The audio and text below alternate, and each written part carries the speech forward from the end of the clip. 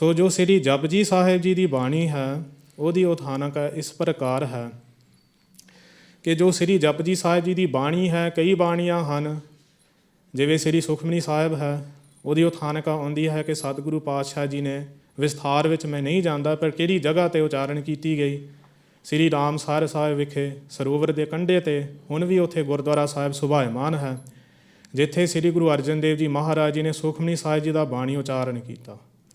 ਕਈ ਬਾਣੀਆਂ ਹਨ ਜਿਵੇਂ ਸ੍ਰੀ ਸੁਖਮਨੀ ਸਾਹਿਬ ਜੀ, ਸ੍ਰੀ ਆਨੰਦ ਸਾਹਿਬ ਜੀ, ਉਹ ਇੱਕ ਸਮੇਂ ਉਚਾਰਨ ਕੀਤੀਆਂ, ਪਰ ਜੋ ਸ੍ਰੀ ਜਪਜੀ ਸਾਹਿਬ ਜੀ ਦੀ ਬਾਣੀ ਹੈ ਉਹ ਇੱਕ ਸਮੇਂ ਵਿੱਚ ਨਹੀਂ ਉਚਾਰਨ ਕੀਤੀ ਗਈ, ਉਹ ਵੱਖਰੇ ਵੱਖਰੇ ਥਾਵਾਂ 'ਤੇ ਵੱਖਰੇ ਵੱਖਰੇ ਸਮਿਆਂ ਵਿੱਚ ਸ੍ਰੀ ਗੁਰੂ ਨਾਨਕ ਦੇਵ ਜੀ ਮਹਾਰਾਜ ਜੀ ਨੇ ਉਚਾਰਨ ਕੀਤੀ। ਸੋ ਜਿਵੇਂ ਸੰਪਰਦਾਇ ਵਿੱਚ ਦੱਸਿਆ ਜਾਂਦਾ ਹੈ ਕਿ 3 ਥਾਵਾਂ 'ਤੇ ਇਹ ਉਚਾਰਨ ਕੀਤਾ ਗਿਆ। ਸਭ ਤੋਂ ਪਹਿਲਾ ਜੋ ਮੂਲ ਮੰਤਰ ਹੈ, ਇਹ ਮਹਾ ਮੰਤਰ ਜਿਵੇਂ ਤੁਹਾਨੂੰ ਦੱਸਿਆ ਗਿਆ ਸੀ, ਇੱਕ ਓੰਕਾਰ ਤੋਂ ਲੈ ਕੇ ਗੁਰਪ੍ਰਸਾਦ ਤੱਕ। ਜਦੋਂ ਸ੍ਰੀ ਗੁਰੂ ਨਾਨਕ ਦੇਵ ਜੀ ਮਹਾਰਾਜ ਵੇਈ ਨਦੀ ਵਿੱਚ ਚੁੱਭੀ ਮਾਰ ਕੇ ਸੱਚਖੰਡ ਨੂੰ ਗਏ ਹਨ, ਉਸ ਵਕਤ ਅਕਾਲ ਪੁਰਖ ਨੇ ਸ੍ਰੀ ਗੁਰੂ ਨਾਨਕ ਦੇਵ ਜੀ ਮਹਾਰਾਜ ਜੀ ਨੂੰ ਜਦੋਂ ਆਪਣਾ ਸ਼ਿਸ਼ ਬਣਾਇਆ, ਭਾਵ ਨਿਰਗੁਣ ਸਰੂਪ ਅਕਾਲ ਪੁਰਖ ਨੇ ਸਰਗੁਣ ਸਰੂਪ ਨੇ ਨਿਰਗੁਣ ਸਰੂਪ ਨੂੰ ਆਪਣਾ ਗੁਰੂ ਧਾਰਿਆ। ਅਤੇ ਜਦੋਂ ਵੀ ਅਸੀਂ ਕੋਈ ਗੁਰੂ ਧਾਰਦੇ ਹਾਂ ਤਾਂ ਜੋ ਗੁਰੂ ਹੈ ਉਹ ਮੰਤਰ ਦਿੰਦਾ ਹੈ। ਇਹ ਸੰਸਾਰ ਦੀ ਮਰਿਆਦਾ ਹੈ, ਗੁਰੂ ਦੀ ਮਰਿਆਦਾ ਹੈ। ਸੋ ਉਸ ਵਕਤ ਅਕਾਲ ਪੁਰਖ ਨੇ ਮਹਾ ਮੰਤਰ ਉਚਾਰਨ ਕੀਤਾ ਅਤੇ ਇਹ ਮੰਤਰ ਸ੍ਰੀ ਗੁਰੂ ਨਾਨਕ ਦੇਵ ਜੀ ਮਹਾਰਾਜ ਜੀ ਨੂੰ ਬਖਸ਼ਿਸ਼ ਕਰਕੇ ਹੁਕਮ ਕੀਤਾ ਕਿ ਸੰਸਾਰ ਵਿੱਚ ਜਾ ਕੇ ਪਖੰਡ ਦਾ ਨਾਸ਼ ਕਰਨਾ ਹੈ ਅਤੇ ਇਹ ਬਾਣੀ, ਇਹ ਮੰਤਰ ਦਾ ਪ੍ਰਕਾਸ਼ ਕਰਨਾ ਹੈ, ਨਾਮ ਦੀ ਪ੍ਰਕਾਸ਼ ਕਰਨਾ ਹੈ ਸਾਰੇ ਸੰਸਾਰ ਦੇ ਵਿੱਚ। ਉਸ ਸਮੇਂ ਗੁਰੂ ਨਾਨਕ ਸਾਹਿਬ ਜੀ ਜਦੋਂ ਵੇਈ ਨਦੀ ਤੋਂ ਬਾਹਰ ਆਏ ਹਨ, ਜਿੱਥੇ ਹੁਣ ਗੁਰਦੁਆਰਾ ਸੰਤ ਘਾਟ ਸਾਹਿਬ ਹੈ, ਪ੍ਰਵੇਸ਼ ਕੀਤਾ ਜਿੱਥੇ ਗੁਰਦੁਆਰਾ ਬੇਰ ਸਾਹਿਬ ਹੈ। ਜਦੋਂ ਮਹਾਰਾਜ ਜੀ ਵੇਈ ਨਦੀ ਤੋਂ ਬਾਹਰ ਆਏ ਹਨ, ਉਸ ਥਾਂ 'ਤੇ ਸਤਿਗੁਰੂ ਪਾਤਸ਼ਾਹ ਜੀ ਨੇ ਉਹ ਮਹਾ ਮੰਤਰ ਦਾ ਉਚਾਰਨ ਕੀਤਾ ਅਤੇ ਫਿਰ ਜਪ ਆਦਿ ਸੱਚ ਜੁਗਾਦ ਸੱਚ ਹੈ ਭੀ ਸੱਚ ਨਾਨਕ ਹੋਸੀ ਭੀ ਸੱਚ ਤੱਕ ਮੰਤਰ ਉਚਾਰਨ ਕੀਤਾ, ਮੂਲ ਮੰਤਰ। ਸੋ ਕਈਆਂ ਨੂੰ ਭਰਮ ਹੁੰਦਾ ਹੈ ਕਿ ਮੂਲ ਮੰਤਰ ਗੁਰਪ੍ਰਸਾਦ ਤੱਕ ਹੈ, ਪਰ ਇਹ ਮਹਾ ਮੰਤਰ ਹੈ। ਅਤੇ ਨਾਨਕ ਹੋਸੀ ਭੀ ਸੱਚ ਤੱਕ ਸਤਿਗੁਰੂ ਪਾਤਸ਼ਾਹ ਜੀ ਨੇ ਉਸ ਸਮੇਂ ਸੰਤ ਘਾਟ ਸਾਹਿਬ ਵਿਖੇ ਇਹ ਮੰਤਰ ਉਚਾਰਨ ਕੀਤਾ ਅਤੇ ਪ੍ਰਗਟ ਕੀਤਾ ਇਸ ਮੰਤਰ ਨੂੰ। ਫਿਰ ਜਦੋਂ ਸਤਿਗੁਰੂ ਪਾਤਸ਼ਾਹ ਜੀ ਸੁਮੇਰ ਪਰਬਤ ਸਿੱਧਾਂ ਦੇ ਕੋਲ ਗਏ ਹਨ ਅਤੇ ਸਿੱਧਾਂ ਦੇ ਨਾਲ ਚਰਚਾ ਕੀਤੀ ਹੈ, ਗੋਸ਼ਟੀ ਕੀਤੀ ਹੈ, ਤਾਂ ਇੱਕ ਬਾਣੀ ਹੈ ਸਿੱਧ ਗੋਸ਼ਟ। ਪਰ ਜੋ ਜਪਜੀ ਸਾਹਿਬ ਹੈ ਇਹ ਵੀ ਸਿੱਧਾਂ ਦੇ ਨਾਲ ਪ੍ਰਸ਼ਨ ਉੱਤਰ ਦੇ ਰੂਪ ਦੇ ਵਿੱਚ ਹੈ। ਸੋ ਸਿੱਧਾਂ ਦੇ ਪ੍ਰਸ਼ਨ ਨਹੀਂ ਲਿਖੇ ਗਏ, ਪਰ ਜਦੋਂ ਅਸੀਂ ਕਿਸੇ ਸੰਪਰਦਾਇਕ ਵਿਦਵਾਨ ਤੋਂ ਕਥਾ ਸਰਵਣ ਕਰਦੇ ਹਾਂ ਤਾਂ ਹਰੇਕ ਪੌੜੀ ਤੋਂ ਪਹਿਲਾਂ ਉਹ ਦੱਸਣਗੇ ਕਿ ਸਿੱਧਾਂ ਨੇ ਕਿਹੜੇ ਪ੍ਰਸ਼ਨ ਕੀਤੇ, ਕੀ ਕੁਐਸਚਨ ਸੀ ਸਿੱਧਾਂ ਦਾ। ਫਿਰ ਗੁਰੂ ਨਾਨਕ ਸਾਹਿਬ ਜੀ ਨੇ ਉੱਤਰ ਰੂਪ ਦੇ ਵਿੱਚ, ਆਨਸਰ ਰੂਪ ਦੇ ਵਿੱਚ ਉਸ ਪ੍ਰਸ਼ਨ ਦਾ, ਕੁਐਸਚਨ ਦਾ ਆਨਸਰ ਕੀਤਾ। ਸੋ ਪੌੜੀਆਂ ਜੋ ਹਨ ਮੂਲ ਮੰਤਰ ਤੋਂ ਬਾਅਦ, ਇਹ ਸਿੱਧਾਂ ਦੇ ਨਾਲ ਗੋਸ਼ਟੀ ਹੈ। ਸੋ ਇਹ ਜੋ ਪੌੜੀਆਂ ਸੀ ਵੱਖਰੇ ਵੱਖਰੇ ਸਮਾਂ 'ਤੇ ਡਿਫਰੈਂਟ ਆਰਡਰ ਵਿੱਚ ਉਚਾਰਨ ਕੀਤੇ ਗਏ ਸੀ। ਜੋ ਹੁਣ ਅਸੀਂ ਆਰਡਰ ਦੇਖਦੇ ਹਾਂ ਉਹ ਆਰਡਰ ਨਹੀਂ ਸੀ ਉਸ ਵਕਤ। ਪਰ ਜਦੋਂ ਸ੍ਰੀ ਗੁਰੂ ਨਾਨਕ ਦੇਵ ਜੀ ਮਹਾਰਾਜ 4 ਉਦਾਸੀਆਂ ਸੰਪੂਰਨ ਕਰਕੇ ਸ੍ਰੀ ਕਰਤਾਰਪੁਰ ਸਾਹਿਬ ਜੀ ਗਏ ਹਨ ਅਤੇ ਇੱਥੇ ਫਿਰ ਜੋ ਜਪਜੀ ਸਾਹਿਬ ਜੀ ਦਾ ਫਾਈਨਲ ਸਰੂਪ ਹੈ, ਜੋ ਅਸੀਂ ਹੁਣ ਦਰਸ਼ਨ ਕਰਦੇ ਹਾਂ, ਜੋ ਅਸੀਂ ਰੋਜ਼ ਪੜ੍ਹਦੇ ਹਾਂ ਨਿਤਨੇਮ ਦੇ ਵਿੱਚ, ਉਹ ਫਿਰ ਜਿਹੜਾ ਸਰੂਪ ਹੈ ਉਹ ਮੁਕੰਮਲ ਰੂਪ ਵਿੱਚ ਤਿਆਰ ਹੋਇਆ ਅਤੇ ਇਹਦੀ ਉਥਾਨਕਾ ਇਸ ਪ੍ਰਕਾਰ ਹੈ। ਸੋ ਸ੍ਰੀਮਾਨ ਸੰਤ ਗਿਆਨੀ ਗੁਰਬਚਨ ਸਿੰਘ ਜੀ ਨੇ ਸ੍ਰੀ ਗੁਰਮੁਖ ਪ੍ਰਕਾਸ਼ ਗ੍ਰੰਥ ਦੇ ਵਿੱਚ ਬੜੇ ਸੁੰਦਰ ਤਰੀਕੇ ਦੇ ਨਾਲ ਸੰਖੇਪ ਤੌਰ 'ਤੇ ਸਾਰਾ ਉਥਾਨਕਾ ਲਿਖਿਆ ਹੈ। ਸੋ ਉਹ ਪੜ੍ਹ ਕੇ ਨਾਲ ਅਸੀਂ ਅਰਥ ਕਰਾਂਗੇ। ਸੋ ਜਪਜੀ ਸਾਹਿਬ ਪੁਰੀ ਕਰਤਾਰਾ ਗੁਰ ਅੰਗਦ ਪ੍ਰਤ ਪ੍ਰਭੂ ਉਚਾਰਾ। ਸੋ ਜੋ ਸ੍ਰੀ ਜਪਜੀ ਸਾਹਿਬ ਜੀ ਦੀ ਬਾਣੀ ਹੈ, ਸ੍ਰੀ ਕਰਤਾਰਪੁਰ ਸਾਹਿਬ ਵਿਖੇ ਇੱਕ ਵਾਰੀ ਇੱਕ ਵੈਰਾਗੀਆਂ ਦੀ ਜੋ ਜਮਾਤ ਸੀ, ਸੋ ਗਰੁੱਪ ਆਫ ਸਾਧੂਜ਼ ਵੈਰਾਗੀਜ਼, ਅਤੇ ਗੁਰਬਾਣੀ ਪਾਠ ਦਰਸ਼ਨ ਵਿੱਚ ਲਿਖਿਆ ਹੈ ਕਿ ਉਹਨਾਂ ਦਾ ਜੋ ਮੁਖੀ ਸੀ ਸੰਤ ਰੇਣ ਜੀ।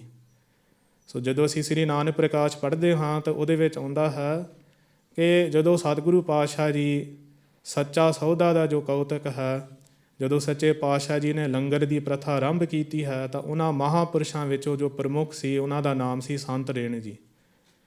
ਅਤੇ ਗੁਰਬਾਣੀ ਪਾਠ ਦਰਸ਼ਨ ਵਿੱਚ ਲਿਖਿਆ ਹੈ ਕਿ ਜੋ ਵੈਰਾਗੀਆਂ ਦੀ ਜਮਾਤ ਸੀ ਉਹਨਾਂ ਦੀ ਜੋ ਜਮਾਤ ਹੈ, ਭਾਵ ਜੋ ਗਰੁੱਪ ਹੈਗਾ ਆ ਸੰਤ ਰੇਣ ਜੀ, ਉਹਨਾਂ ਨੇ ਬਾਲਕ ਅਵਸਥਾ ਵਿੱਚ ਸ੍ਰੀ ਗੁਰੂ ਨਾਨਕ ਦੇਵ ਜੀ ਮਹਾਰਾਜ ਦੇ ਦਰਸ਼ਨ ਕੀਤੇ ਸੀ। ਅਤੇ ਜਦੋਂ ਉਹਨਾਂ ਨੂੰ ਪਤਾ ਲੱਗਿਆ ਕਿ ਮਹਾਰਾਜ ਦੀ ਇੰਨੀ ਮਹਿਮਾ ਸਾਰੇ ਸੰਸਾਰ ਵਿੱਚ ਹੋ ਰਹੀ ਹੈ, ਸੱਚੇ ਪਾਤਸ਼ਾਹ ਜੀ ਨੇ 4 ਉਦਾਸੀਆਂ ਕਰਕੇ ਹੁਣ ਕਰਤਾਰਪੁਰ ਸਾਹਿਬ ਵਿਖੇ ਆ ਕੇ ਕਰਤਾਰਪੁਰ ਕਰਤਾ ਵਸੇ, ਜੋ ਅਕਾਲ ਪੁਰਖ ਦੇ ਸਰੂਪ ਸ੍ਰੀ ਗੁਰੂ ਨਾਨਕ ਦੇਵ ਜੀ ਮਹਾਰਾਜ ਉੱਥੇ ਵਸ ਰਹੇ ਹਨ, ਤਾਂ ਉਹਨਾਂ ਨੇ ਆਪਣੇ ਮਨ ਵਿੱਚ ਸੋਚਿਆ ਕਿ ਅਸੀਂ ਜਾ ਕੇ ਗੁਰੂ ਨਾਨਕ ਸਾਹਿਬ ਜੀ ਦੇ ਦਰਸ਼ਨ ਕਰੀਏ। ਜਦੋਂ ਸੰਤ ਰੇਣ ਜੀ ਅਤੇ ਉਹਨਾਂ ਦਾ ਸਾਰਾ ਜਿਹੜਾ ਜਥਾ ਹੈ ਸਾਧੂਆਂ ਦਾ ਉੱਥੇ ਪਹੁੰਚਦਾ ਹੈ, ਅਤੇ ਉਹ ਸਮੇਂ ਜੋ ਭਾਈ ਲਹਿਣਾ ਜੀ ਹਨ, ਜੋ ਸ੍ਰੀ ਗੁਰੂ ਅੰਗਦ ਦੇਵ ਜੀ ਮਹਾਰਾਜ ਜੀ ਸਨ, ਉਹ ਵੀ ਉਸ ਵਕਤ ਉੱਥੇ ਸ੍ਰੀ ਗੁਰੂ ਨਾਨਕ ਦੇਵ ਜੀ ਮਹਾਰਾਜ ਜੀ ਦੇ ਹਜ਼ੂਰੀ ਵਿੱਚ ਪਹੁੰਚ ਗਏ ਸੀਗੇ ਅਤੇ ਮਹਾਰਾਜ ਜੀ ਦੀ ਸੇਵਾ ਕਰ ਰਹੇ ਸੀ। ਅਤੇ ਖਾਸ ਕਰਕੇ ਸ੍ਰੀ ਗੁਰੂ ਅੰਗਦ ਦੇਵ ਜੀ ਮਹਾਰਾਜ ਜੀ ਦੀ ਗੁਰੂ ਨਾਨਕ ਸਾਹਿਬ ਜੀ ਨੇ ਡਿਊਟੀ ਲਾਈ ਸੀ ਕਿ ਜਿਹੜੇ ਵੀ ਸਾਧੂ ਪੁਰਸ਼ ਸੰਤ ਪੁਰਸ਼ ਆਉਂਦੇ ਨੇ ਉਹਨਾਂ ਦੀ ਸੇਵਾ ਤੁਸੀਂ ਕਰਨੀ ਹੈ, ਲੰਗਰ ਛਕਾਉਣਾ ਹੈ, ਬਸਤਰਾਂ ਦੀ ਸੇਵਾ, ਹੋਰ ਸਾਰਾ ਸੇਵਾ ਕਰਨੀ ਹੈ। ਸੋ ਸ੍ਰੀ ਗੁਰੂ ਅੰਗਦ ਦੇਵ ਜੀ ਮਹਾਰਾਜ ਜਦੋਂ ਸੇਵਾ ਕਰ ਰਹੇ ਸੀ ਤਾਂ ਉਹਨਾਂ ਸਾਧੂਆਂ ਨੇ ਫਿਰ ਗੁਰੂ ਅੰਗਦ ਦੇਵ ਜੀ ਮਹਾਰਾਜ ਉਸ ਸਮੇਂ ਭਾਈ ਲਹਿਣਾ ਜੀ ਦੇ ਰੂਪ ਵਿੱਚ ਸਨ, ਉਹਨਾਂ ਨੇ ਪ੍ਰਸ਼ਨ ਪੁੱਛਿਆ।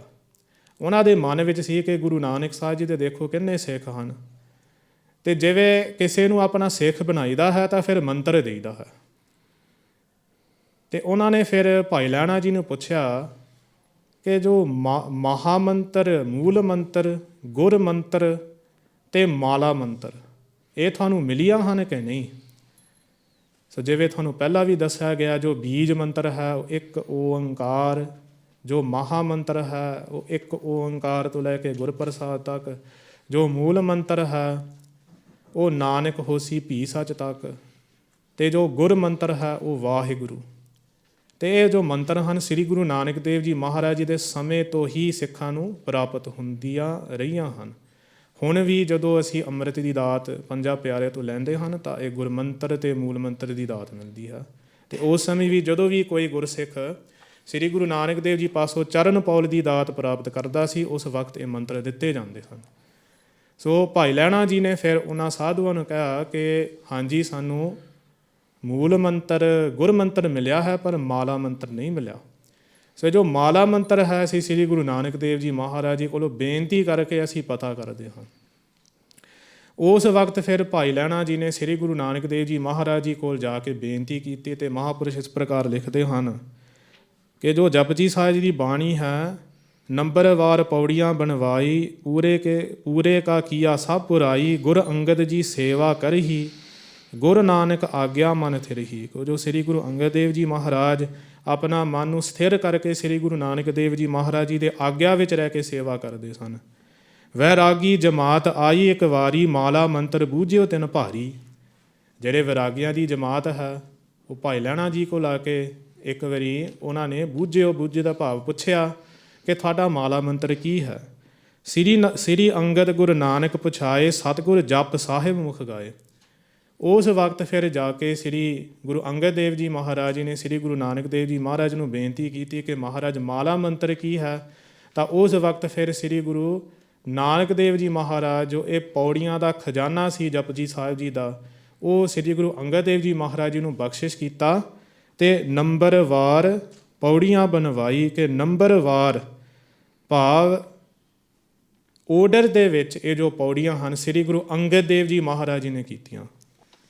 ਸਿੱਧਨ ਸੰਗ ਚਰਚਾ ਹਮਕੀਨੀ, ਤਬੈ ਉਚਾਰਾ ਜਪ ਪ੍ਰਬੀਨੀ। ਇਹ ਜੋ ਸੁੰਦਰ ਬਾਣੀ ਸ੍ਰੀ ਜਪਜੀ ਸਾਹਿਬ ਹੈ, ਜਦੋਂ ਸਿੱਧਾ ਦੇ ਨਾਲ ਚਰਚਾ ਕੀਤੀ ਹੈ ਸ੍ਰੀ ਗੁਰੂ ਨਾਨਕ ਦੇਵ ਜੀ ਮਹਾਰਾਜ ਜੀ ਨੇ ਕਿਹਾ, ਉਦੋਂ ਅਸੀਂ ਉਚਾਰਨ ਕੀਤਾ ਸੀ, ਅਤੇ ਹੁਣ ਤੂੰ ਸਾਡੇ ਸਨਮੁਖ ਬੈਠ ਕੇ ਇਹ ਜਪਜੀ ਸਾਹਿਬ ਨੂੰ ਓਰਡਰ ਵਿੱਚ ਪਾਸੇ। ਗੁਰੂ ਨਾਨਕ ਦੇਵ ਜੀ ਦੇ ਹਜ਼ੂਰੀ ਦੇ ਵਿੱਚ ਭਾਈ ਲਹਿਣਾ ਜੀ ਨੇ ਸ੍ਰੀ ਗੁਰੂ ਅੰਗਦ ਦੇਵ ਜੀ ਮਹਾਰਾਜ ਜੀ ਨੇ ਇਹ ਜਪਜੀ ਸਾਹਿਬ ਦਾ ਓਰਡਰ ਕੀਤਾ। ਅਤੇ ਹੁਣ ਜੇ ਕੋਈ ਤੁਹਾਨੂੰ ਪ੍ਰਸ਼ਨ ਪੁੱਛੇ ਕਿ ਤੁਹਾਡੇ ਕੋਲ ਕੀ ਐਵੀਡੈਂਸ ਹੈ, ਕਿਉਂਕਿ ਸੰਤ ਗਿਆਨੀ ਗੁਰੂ ਬਚਨ ਸਿੰਘ ਜੀ ਮਹਾਂਪੁਰਸ਼ ਤਾਂ ਟਕਸਾਲ ਦੇ ਉਹ ਮੁਖੀ ਸੀ, ਉਹਨਾਂ ਨੇ ਕਹਿਣਾ ਕਿ ਇਹ ਤਾਂ ਟਕਸਾਲ ਦੇ ਵਿੱਚ ਤਾਂ ਚੱਲਿਆ ਆਉਂਦਾ ਹੈ, ਪਰ ਕਿੱਥੇ ਲਿਖਿਆ ਹੈ, ਕਿਹੜੇ ਗ੍ਰੰਥ ਦੇ ਵਿੱਚ। ਇਹ ਮਹਾਂਪੁਰਸ਼ਾਂ ਨੇ ਸੰਪਰਦਾਇਕ ਤੌਰ 'ਤੇ, ਜੋ ਸੰਪਰਦਾਇ ਦੇ ਵਿੱਚ ਇੱਕ ਗਿਆਨੀ ਨੇ ਦੂਸਰੇ ਗਿਆਨੀ ਨੂੰ ਦੱਸਿਆ, ਇੱਕ ਉਸਤਾਦ ਨੇ ਵਿਦਿਆਰਥੀ ਨੂੰ ਦੱਸਿਆ, ਪਰ ਲਿਖਤੀ ਤੌਰ 'ਤੇ ਕਿੱਥੇ ਹੈ, ਇਹ ਕਈ ਪ੍ਰਸ਼ਨ ਪੁੱਛ ਸਕਦੇ ਹਨ। ਪੁਰਾਤਨ ਹੱਥ ਲਿਖਤ ਪੋਥੀਆਂ ਵਿੱਚ ਵੀ ਇਸ ਪ੍ਰਕਾਰ ਆਉਂਦਾ ਹੈ। ਸੋ ਇੱਕ ਹੱਥ ਲਿਖਤ ਪੋਥੀ ਹੈ ਅਤੇ ਹੁਣ ਵੀ ਉਹ ਪੰਜਾਬ ਯੂਨੀਵਰਸਿਟੀ ਵਿੱਚ ਪਟਿਆਲਾ ਦੇ ਵਿੱਚ ਉਹ ਪੋਥੀ ਸਾਹਿਬ ਬਿਰਾਜਮਾਨ ਹੈ, ਹੱਥ ਲਿਖਤ। ਉਹਦੇ ਵਿੱਚ ਲਿਖਿਆ ਹੈ, ਪਾਰ ਬ੍ਰਹਮ ਕਾ ਹੁਕਮ ਹੈ ਸਿਫਤ ਮੇਰੀ ਕਰਨੀ। ਗੁਰੂ ਨਾਨਕ ਦੇਵ ਜੀ ਨੇ ਆਪਣਾ ਖਜ਼ਾਨਾ ਅੰਗਦ ਸਿੱਖ ਦੇ ਹਵਾਲੇ ਕੀਤਾ। ਕਹੇ ਉਸ ਪੁਰਖਾ ਹੁਣ ਤੂੰ ਜਪ ਰਚ। ਤਬ ਗੁਰੂ ਬਾਬੇ ਕੇ ਹਜ਼ੂਰ ਗੁਰੂ ਅੰਗਦ ਬਾਬੇ ਦੀ ਬਾਣੀ ਦਾ ਜੋੜ ਬੰਧਿਆ। ਜਪ ਕਾ 38 ਪੌੜੀਆਂ। ਇਹ ਵੀ ਪੁਰਾਤਨ ਗ੍ਰੰਥਾਂ ਦੇ ਵਿੱਚ, ਹੱਥ ਲਿਖਤ ਪੋਥੀਆਂ ਦੇ ਵਿੱਚ, ਭਾਈ ਬਾਲਾ ਜੀ ਦੀ ਜਨਮ ਸਾਖੀ ਵਿੱਚ ਅਤੇ ਸ੍ਰੀ ਗੁਰੂ ਨਾਨਕ ਪ੍ਰਕਾਸ਼ ਗ੍ਰੰਥ ਦੇ ਵਿੱਚ ਬਹੁਤ ਸਾਰੇ ਲਿਖਤੀ ਤੌਰ ਦੀ ਵੀ ਐਵੀਡੈਂਸ ਹੈ ਕਿ ਇਹ ਜੋ ਬਾਣੀ ਹੈ ਸ੍ਰੀ ਗੁਰੂ ਅੰਗਦ ਦੇਵ ਜੀ ਮਹਾਰਾਜ ਜੀ ਨੇ ਤਰਤੀਬਵਾਰ ਉਚਾਰਨ ਕੀਤੀ, ਓਰਡਰ ਵਿੱਚ ਕੀਤਾ ਸ੍ਰੀ ਗੁਰੂ ਨਾਨਕ ਦੇਵ ਜੀ ਮਹਾਰਾਜ ਦੇ ਹਜ਼ੂਰ ਦੇ ਵਿੱਚ। ਅਤੇ ਫਿਰ ਉਸੇ ਸਮੇਂ ਤੋਂ ਇਹ ਜੋ ਸ੍ਰੀ ਜਪਜੀ ਸਾਹਿਬ ਜੀ ਦਾ ਬਾਣੀ ਹੈ, ਇਹ ਨਿਤਨੇਮ ਦੇ ਤੌਰ ਦੇ ਵਿੱਚ, ਗੁਰਸਿੱਖਾਂ ਦੇ ਨਿਤਨੇਮ ਦੇ ਵਿੱਚ ਮਹਾਰਾਜ ਨੇ ਹੁਕਮ ਕੀਤਾ ਕਿ ਜ਼ਰੂਰ ਪੜ੍ਹਨਾ ਹੈ। ਅਤੇ ਭਾਈ ਗੁਰਦਾਸ ਜੀ ਵੀ ਲਿਖਦੇ ਹਨ, ਸੋਦਰ ਆਰਤੀ ਗਾਵੀ ਅੰਮ੍ਰਿਤ ਵੇਲੇ ਜਪ ਉਜਾਰਾ। ਸੋ ਭਾਈ ਗੁਰਦਾਸ ਜੀ ਦੇ ਬਾਣੀ ਵਿੱਚ ਵੀ ਆਉਂਦਾ ਹੈ ਕਿ ਜੋ ਜਪਜੀ ਸਾਹਿਬ ਜੀ ਦਾ ਬਾਣੀ ਅੰਮ੍ਰਿਤ ਵੇਲੇ ਉੱਠ ਕੇ ਪੜ੍ਹਨਾ ਹੈ। ਸੋ ਇੱਕ ਹੋਰ ਬੇਨਤੀ ਕਰਨੀ ਹੈ, ਫਿਰ ਉਸ ਤੋਂ ਬਾਅਦ ਜੋ ਪਾਠ ਬੋਧ ਹੈ ਉਹ ਆਰੰਭ ਹੋਵੇਗਾ। ਕਿ ਜਿਵੇਂ ਦੱਸਿਆ ਗਿਆ ਸੀ ਜਪ ਨੀਸਾਨ। ਸੋ ਜਪ ਜੀ ਸਾਹਿਬ, ਜੋ ਜੀ ਅਤੇ ਸਾਹਿਬ ਹੈ ਇਹ ਸਤਿਕਾਰ ਬੋਧਕ ਸ਼ਬਦ ਹਨ। ਸਤਿਕਾਰ ਵਜੋਂ ਅਸੀਂ ਲਾਉਂਦੇ ਹਾਂ, ਅਸਲ ਵਿੱਚ ਤਾਂ ਇਹਦਾ ਨਾਮ ਜਪ ਹੈ। ਪਰ ਜਦੋਂ ਅਸੀਂ ਪੁਰਾਤਨ ਹੱਥ ਲਿਖਤ ਸਰੂਪ ਦੇਖਦੇ ਹਾਂ, ਜਦੋਂ ਜੋ ਤਤਕਰਾ ਹੁੰਦਾ ਹੈ, ਤਤਕਰਾ ਨੂੰ ਕਹਿੰਦੇ ਆ ਕੰਟੈਂਟਸ, ਜੋ ਤਤਕਰਾ ਹੈ ਉੱਥੇ ਜਾ ਕੇ ਅਸੀਂ ਦਰਸ਼ਨ ਕਰਦੇ ਹਾਂ। ਜਿੰਨੇ ਵੀ ਪੁਰਾਤਨ ਸਰੂਪ ਹਨ, ਮੈਜੋਰਿਟੀ ਦੇ ਵਿੱਚ ਤੁਸੀਂ ਦਰਸ਼ਨ ਕਰ ਸਕਦੇ ਹੋ, ਉੱਥੇ ਲਿਖਿਆ ਹੈ ਜਪ ਨੀਸਾਨ, ਇਸ ਬਾਣੀ ਦਾ ਟਾਈਟਲ। ਅਤੇ ਇਹ ਪੁਰਾਤਨ ਸਮੇਂ ਤੋਂ ਜੋ ਨਿਸ਼ਾਨ ਸ਼ਬਦ ਹੈ, ਨਿਸ਼ਾਨ ਦੇ ਕਈ ਅਰਥ ਹਨ। ਨਿਸ਼ਾਨ ਦਾ ਇੱਕ ਅਰਥ ਹੈਗਾ ਮੋਹਰ, ਸਟੈਂਪ, ਸਿਗਨੇਚਰ। ਜਿਵੇਂ ਸਤਿਗੁਰੂ ਪਾਤਸ਼ਾਹ ਜੀ ਜਦੋਂ ਕੋਈ ਹੁਕਮਨਾਮਾ ਲਿਖਦੇ ਸੀ ਅਤੇ ਉੱਤੇ ਆਪਣਾ ਨਿਸ਼ਾਨ ਕਰਦੇ ਸੀ, ਸਿਗਨੇਚਰ ਕਰਦੇ ਸੀ ਜਾਂ ਆਪਣਾ ਮੋਹਰ ਲਾਉਂਦੇ ਸੀ। ਅਤੇ ਜਿਵੇਂ ਸਾਨੂੰ ਗਿਆਨੀ ਪ੍ਰੀਤਮ ਸਿੰਘ ਜੀ ਨੇ ਇਹ ਵਿਚਾਰ ਦੱਸੇ ਸੀ ਕਿ ਜੋ ਜਪਜੀ ਸਾਹਿਬ ਹੈ ਇਹ ਨਿਸ਼ਾਨ ਰੂਪ ਵਿੱਚ ਕਿਸ ਪ੍ਰਕਾਰ ਹੈ। ਜਿਵੇਂ ਕੋਈ ਚਿੱਠੀ ਹੁੰਦੀ ਹੈ, ਉਸ ਚਿੱਠੀ 'ਤੇ ਤੁਸੀਂ ਮੋਹਰ ਨਾ ਲਾਓ ਤਾਂ ਉਹ ਕਿਤੇ ਵੀ ਨਹੀਂ ਪਹੁੰਚ ਸਕਦੀ। ਇਸੇ ਪ੍ਰਕਾਰ ਇਹ ਜੋ ਜਪਜੀ ਸਾਹਿਬ ਹੈ ਨਾ, ਇਹ ਸਾਡੇ 'ਤੇ, ਸਾਡੇ ਮਸਤਕ ਦੇ ਉੱਤੇ ਮੋਹਰ ਲਾਉਂਦੀ ਹੈ ਅਤੇ ਸਾਨੂੰ ਸੱਚਖੰਡ ਪਹੁੰਚਾ ਦਿੰਦਾ ਹੈ। ਬਾਣੀ ਜਪ ਨੀਸਾਨ ਭਾਵੇਂ ਐਸੀ ਬਾਣੀ ਹੈ ਜੋ ਸਾਨੂੰ ਸੱਚਖੰਡ ਪਹੁੰਚਾ ਦਿੰਦੀ ਹੈ। ਦੂਸਰਾ, ਇਹ ਨਿਸ਼ਾਨ ਦਾ ਅਰਥ ਵੀ ਝੰਡਾ, ਜਿਵੇਂ ਅਸੀਂ ਨਿਸ਼ਾਨ ਸਾਹਿਬ ਕਹਿੰਦੇ ਹਨ। ਅਤੇ ਪ੍ਰਿੰਸੀਪਲ ਸਤਬੀਰ ਸਿੰਘ ਨੇ ਲਿਖਿਆ ਹੈ ਆਪਣੇ ਪੋਥੀਆਂ ਵਿੱਚ, ਪੁਸਤਕਾਂ ਵਿੱਚ, ਕਿ ਜਪ ਨਿਸ਼ਾਨ ਦਾ ਉਹਨਾਂ ਨੇ ਇਸ ਪ੍ਰਕਾਰ ਅਰਥ ਕੀਤਾ ਕਿ ਜੋ ਨਿਸ਼ਾਨ ਹੈ ਉਹ ਝੰਡਾ ਹੈ, ਝੰਡਾ ਸਭ ਤੋਂ ਉੱਤਮ ਹੁੰਦਾ ਹੈ। ਇਸੇ ਪ੍ਰਕਾਰ ਇਹ ਸਭ ਤੋਂ ਉੱਤਮ ਬਾਣੀ ਹੈ, ਕਿਉਂਕਿ ਜੋ ਵੀ ਬਾਣੀ ਹੈ ਜਪਜੀ ਸਾਹਿਬ ਜੀ ਦਾ ਇਹ ਵਿਸਥਾਰ ਹੈ ਸ੍ਰੀ ਗੁਰੂ ਗ੍ਰੰਥ ਸਾਹਿਬ ਜੀ। ਇਸੇ ਪ੍ਰਕਾਰ ਜੋ ਜਪਜੀ ਸਾਹਿਬ ਬਾਣੀ ਹੈ, ਜਿਵੇਂ ਝੰਡਾ ਪ੍ਰਗਟ ਹੁੰਦਾ ਹੈ, ਨਿਸ਼ਾਨ ਦਾ ਅਰਥ ਪ੍ਰਗਟ ਵੀ ਆ, ਜੋ ਖੁੱਲ੍ਹੇ ਰੂਪ ਦੇ ਵਿੱਚ ਪ੍ਰਗਟ ਹੈ। ਕਿਉਂਕਿ ਪੁਰਾਤਨ ਸਮਿਆਂ ਦੇ ਵਿੱਚ ਜੋ ਮੰਤਰ ਹੁੰਦੇ ਸੀ ਉਹ ਗੁਪਤ ਜਪੇ ਜਾਂਦੇ ਸੀ। ਅਤੇ ਇਹ ਜੋ ਬਾਣੀ ਹੈ, ਮਹਾਰਾਜ ਨੇ ਨਿਸ਼ਾਨ ਲਿਖ ਕੇ ਇਹ ਵਰਣਨ ਕੀਤਾ ਹੈ ਕਿ ਜੋ ਮੰਤਰ ਇਹ ਪ੍ਰਗਟ ਮੰਤਰ ਹੋਵੇਗਾ, ਸਾਰਾ ਸੰਸਾਰ ਜਪੂਗਾ ਇਸ ਮੰਤਰ ਨੂੰ। ਸੋ ਇਸ ਕਰਕੇ ਪੁਰਾਤਨ ਗੁਰਸਿੱਖ ਇਸ ਬਾਣੀ ਦਾ ਨਾਮ ਜਪ ਨੀਸਾਨ ਵੀ ਲਿਖਦੇ ਸਨ।